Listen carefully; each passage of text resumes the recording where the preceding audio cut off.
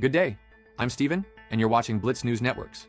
The world's eyes are on Geneva, Switzerland, this week as top US and Chinese officials prepare for critical trade talks, sending ripples of anticipation through global markets, as many hope for a positive signal for broader economic stability. This meeting aims to de-escalate a damaging trade war.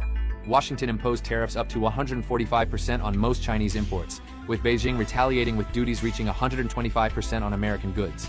These substantial levies have impacted billions in daily trade, affecting goods from electronics to agriculture and severely straining vital global supply chains. The impasse has disrupted supply chains, roiled financial markets, and cast a shadow over global economic stability, impacting businesses and consumers with higher prices and shortages. U.S. Treasury Secretary Scott Bessent and U.S. Trade Representative Jamieson Greer are meeting Chinese Vice Premier He Lifeng. While a full trade deal isn't expected initially, Secretary Bessent stated the primary goal is de-escalation. He emphasized, "We've got to de-escalate before we can move forward," calling current high tariffs the equivalent of an embargo. Bessent clarified, "We don't want to decouple. What we want is fair trade." This signals a cautious first step. Even a temporary pause on new tariffs would offer some immediate relief and could pave the way for more substantive discussions later on. The economic fallout is significant. The U.S. economy contracted in the first quarter, its first in 3 years, partly due to businesses stockpiling. China's factory activity has slowed to its fastest contraction in 16 months. Global financial institutions, like the IMF and World Bank, warned of disastrous effects on worldwide growth.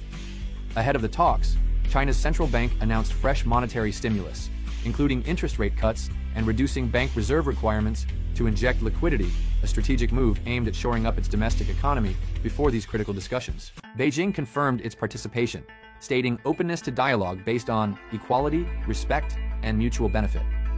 China's Commerce Ministry noted its decision to engage came after considering global expectations, its interests, and U.S. business appeals, while asserting any form of pressure or coercion is unacceptable.